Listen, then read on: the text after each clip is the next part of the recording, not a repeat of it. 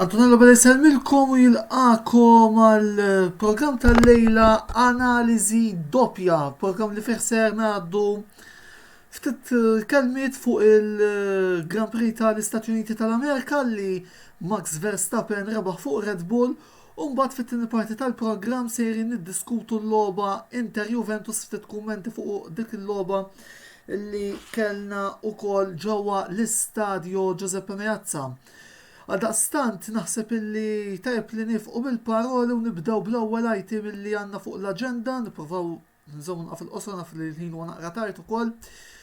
Kellu wkoll ġurnata twila jkolli nistqar magħkom għaldaqstant nibdew mill-ewwel bis-sigla u nitkellmu naqaf fuq il-Grand Prix tal-Istati Uniti tal-Amerika li se tkun l-ewwel item illi għandna fuq l-aġenda tagħna.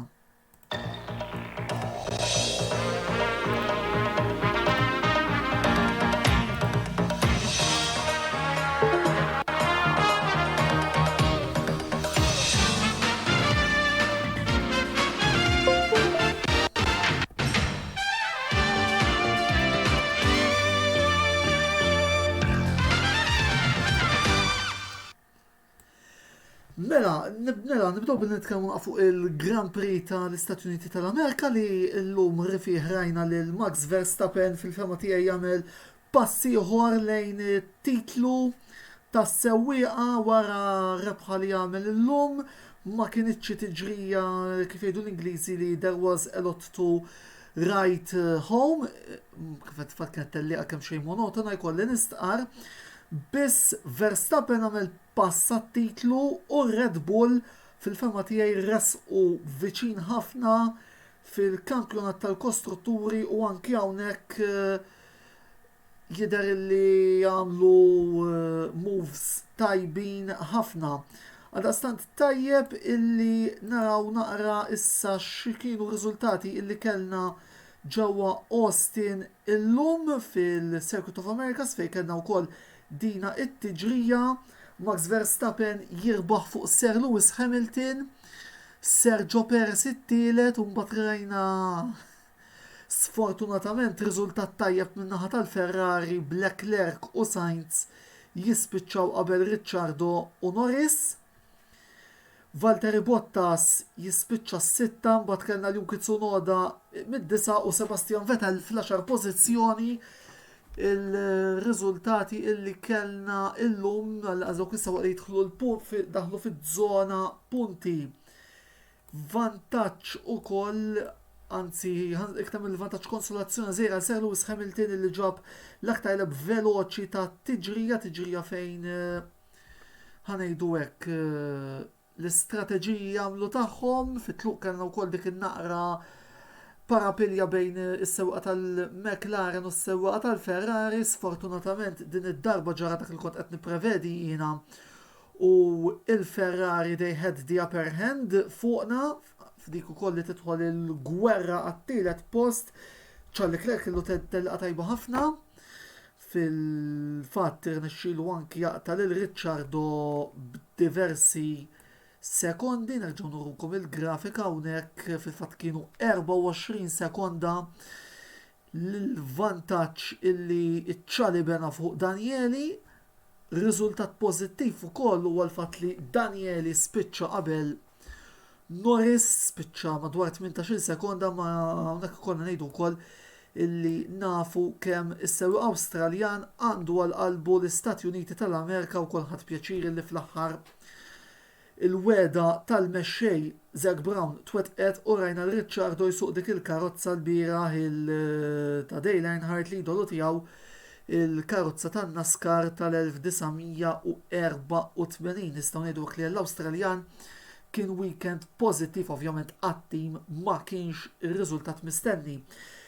Dak it-tielet posta Perez naħseb illi ser jgħid ħafna fl-aħħar mill-aħħar x'kapaċi jkun deċiżiv għal fini tal-kampjonat tal-kostrutturi, anke fid-dawl tal-fatt li Bottas ġab riżultat ħażin. Sebastian Vettel naħseb li se jinteħ marka tajba wkoll fl-Antopaġelle meta tqis il-libu wara rnexxielu jibda fl-10 pożizzjoni ikunu tlieta s-sewwieqa li jirtiraw it-tnej tal-Alpin bi problemi mekkaniċi, Fernando Alonso u Esteban Ocon, fil-waqt li Pierre Gasly kellu wkoll xi problemi fis-sospensjoni. Naddu issa biex naraw naqra s-sitwazzjoni fil-klassifika tas-sewwieqa issa. Max Verstappen illi kif qegħdin taraw tawwal il-vantaġġ għandu 288 punt kontra il-275.5 illi għandu Sir Lewis Hamilton. Valtteri Bottas jibqa' fit-tielet post b'185 biss Sergio Perez qabis il-Lando Norris fir-raba' post b'150 u hemm dawk it-tnejn tal-Ferrari illi qegħdin jersqu viċin ukoll tal-Lando u jkolli ngħidilkom li qalbi very very very unhappy jekk Leclerc jew Sainz jispiċċaw il-kampjonat qabel Norris. Voldiri wake up call għas-sewwieqa tagħna. Fin-naħa t'isfel ta' klassifika ma kien hemm ebda kambjamenti, Raikkonen kellu ċans jieħu l-punti llum ukoll iżda sfortunatament għal sewwieq Finlandiż dik l-10 pożizzjoni li kellu sa ftit lebs mit-tmiem sarfet f'pudina fl-aħħar illi waqqatu l-isfel fil-fatt Raikkonen spiċċa fit-13 il-pożizzjoni. Natu naqra ħarsa issa lejn il-klassifika tal-kostrutturi fit-tmiem dina it-tellieqa. Ir-Red Bull ġew viċin, issa għandhom 438 kontra l-460 tal-Mercedes, id-distak fil-gwerra t-tielet post naqas u naqas sew, hekk kif issa qegħdin bi 3 punti u nofs il-McLaren vantaġġ fuq il-Ferrari. L-Alfa Tauri 94 ġew 10 punti wara l-Alpine, Aston Martin 62, Williams 23 u Alfa Romeo 7 mhux li kien hemm xi bidliet partikolari. Biss ikolli nistqar magħkom illi dak id-distak bejna u bejn il-Ferrari qiegħed jiċkien u hemm bżonn illi fil-Messiku t-tellieqa li jmiss nagħtu risposti il għaliex ovvjament ma nistgħux naffordjaw issa iżjed setbacks. Jista' jkun li t-tellieqa tal-Messiku tiffavorina minħabba li hemm diversi li straights fiha għalkemm l-altitudni tista' tkun ta' periklu. Messiku fejn ir-Red Bull jidher li se jkunu favoriti, imma fuq dak imbagħad nitkellmu 15 oħra ċertament il-partitari ta' Sergio Perez illum raw tiġrija tajba mill-idolu tagħhom, issa qed jistennew li 15 oħra il-Mexico jagħmel tellieqa tajba f'pajjiżu, ovvjament se jkun qiegħed jagħmel ir-rol li għandu Bottas mal-Mercedes, jiġifieri spallira tal-Max din id-darba, imma naħseb illi ngħidu hekk il-Red Bull jista' jkun ikollhom avvantaġġ fil-Messiku. Mill-bqija għalissa nistgħu nifqgħu b'dan il-kapitlu Amerikan, ovvjament komplu segwu dejjem il-kamra sportiva għal dawk li huma aħbarijiet u analiżi fuq il-Formula wieħed. Nifqu issa l-break qasir ta' minuta kemm nuħu tat-silma wkoll nibda l-setup ta' warajja biex nitkellmu ftit dwar Inter Juventus għax naflu wkoll hemm min qiegħed jistenna l-kummenti tiegħi fuq din il-logħba, speċjalment partitari ta' Juventus ħan ikkuntentawkom, imma ovvjament la kien hemm il-Formula 1 fl-istess ħin irridu wkoll nittekiljawha wkoll partitari tal-Inter li nixtieq ukoll insemmilhom. Ibqgħu magħna break qasir u immorru mill-ewwel biex nitkellmu fuq il-logħba Inter Juventus.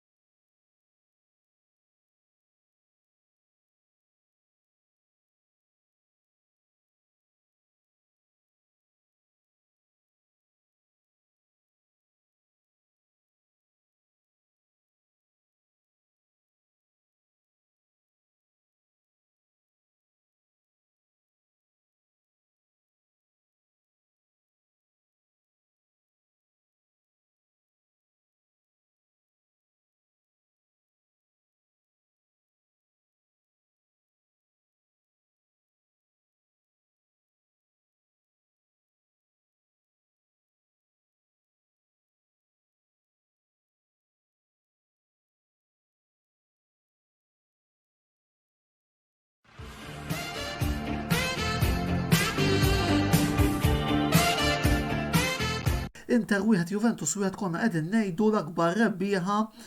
Sfortunatament din id-darba kienu il-tim ta' Milan illi issa ġew 7 punti fuqna huma minn Napli u ħanejdu hekk.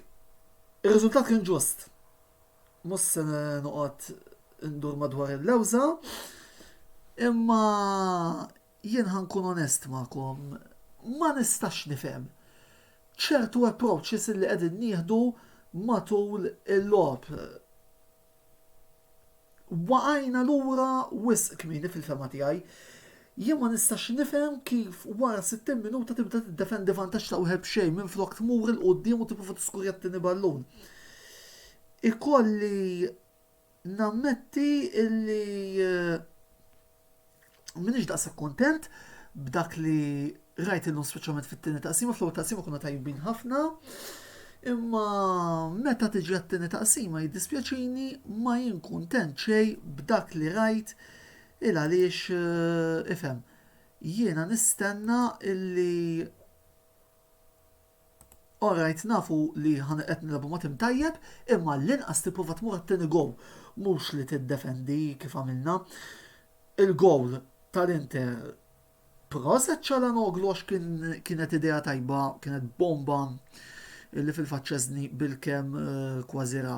Proset lil Dzeko li rnexxi li jerġa' jiskurja, jiġifieri minn daqshekk kien gowl maħdum sabiħ. Ħadd pjaċir ukoll bil-logħba ta' Darmian illum, sew Darmian u sew Perisic illi kellhom ukoll logħba tajba ħafna fil-fema tiegħi. Qed nara wkoll xi kummenti min-naħa ta' Franco ibsa llum draw mhux mistħoq Dumfries, Clumsy u Ferrari 4 punti fuq il-McLaren. Ħanġi għall-azzjoni tal-penalty mela la semmejta inti Franco li minn waqt nixtieq insellem li huwa wieħed mis-segwaċi tagħna. Fil-fatt ukoll issuġġeri li nkisser toilet bħalma Strangelo li sara ħasek li minn is-sena mela dik Franco. Għan preferi nuża modi naqra iżjed pakati minn l-ħabib tagħna Luka Mastrangelo. Li nista' ngħid fuq il-penalty iva naqbel li Dumfries kien Clumsy, allura bdejt ngħid imma fuq liema kriterju ingħata il-penalty iżda mbagħad kif erġajt rajt l-azzjoni qed okej mela il-penalty naħseb li kien Dumfries seta' evita ukoll l-azzjoni u għal daqstant ukoll nistgħu ngħidu wkoll illi forsi il-penalty kien u għal daqstant fair play to the referee la volja naf li forsi ħafna parti ta' interesti li bdew jilmentaw jekk Dumfries affiġa ifhimni rridu nkunu onesti u ngħidu Dumfries affiġa. Kif konna qegħdin ngħidu wkoll ħalli nurikom ukoll issa s-sitwazzjoni fil-klassifika. Is-sitwazzjoni fil-klassifika kif qegħdin ukoll issa taraw Napoli 25, Milan 25, Inter 18, Roma u għandhom 16, Atalanta u Juventus 15, dak id-distak ta' 7 punti minn issa mu qed joġobni xejn, qed nagħmilha ċaraw tonda minn issa. Fimni, jkolli nilabna ta' supporter, nispera li l-Milanisti ma jihdux għal-jom, imma ovvjament, jekk ma nieħduħx aħna, jalla jkun Spalletti li jieħdu l-lum in-Napli ġew draw ma' Roma. Qed naraw ukoll kumment ta' Mark Schembri, wieħed mit-tim tagħna tal-programm l-intervista wkoll ta' network li minn hawnhekk nixtieq ukoll inselliblu kien draw ġust u naqbel 100% ma li qed tgħid. Issa il-logħba li jmiss tal-Inter se tkun kontra l-Empoli nar l-erba li ġej, ovvjament hija logħba li rridu nirbħu għalkemm rridu nirrispettaw l-avversarju għaliex l-Empoli kapaċi jagħtu hard time lil kulħadd. Biss minkejja kollox qiegħ nieħdu l-pożittiv minn din il-logħba li huma Darmian li wara l-logħba tal-lum għandu jibdaw flok Dumfries fil-fema tiegħi, il-Black Mamba qed jaqdina għadu qed jagħmel ftit żbalji jistgħu jiġu evitati, Perisic kellu logħba tajba llum, il-fatt li reġa' skurja Dzeko, jiġifieri għandna fejn nkunu parzjalment kuntenti mill-li rajna xi ħaġa li nispera li Inzaghi jibdel imma hija dik l-approach ma tistax tiddefendi minn daqshekk mini. Għal daqshekk naħseb illi dak kollu li kelli xi ngħid fuq il-logħba qedtu l-appuntamenti tagħna issa huma l-erba' għal ħabta ta' 11 għall-analiżi ta' Empoli Inter u nhar il-ħamis il-programm l-intervista li ser jitratta l-logħba Birkirkara Hibernians.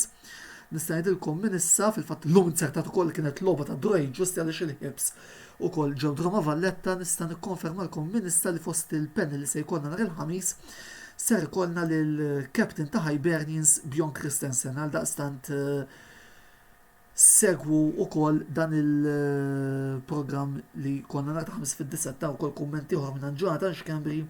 Barella wisq tajjeb plejer kbir fuq il-kwantità ta' Barella ġurnat nafuha diġà ilna nafuha u nistgħu ngħidu illi għandna ħanejdu hekk il-futur kaptan tagħna li wkoll huwa plejer li issa ma mingħajr arroganza naħseb li nistgħu nqisuh bħala wieħed mill-aħjar 5 plejers illi hemm fl-Ewropa.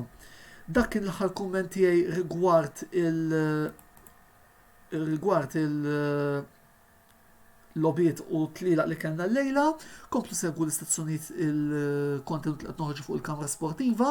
Qabel ma ninsa, għada nistedinkom ukoll tinaqdu fuq il-channel ta' Velocity Esports Racing għat-tieni tellieqa tat-tieni kampjonat li jien ser nkun qed nikkummenta ma' Michael Patch. Mill-bqija għal-issa naqaf hawnhekk, Antonello Bella tikom il-kumplament tal-lejl tajjeb. Ħudu ħsieb.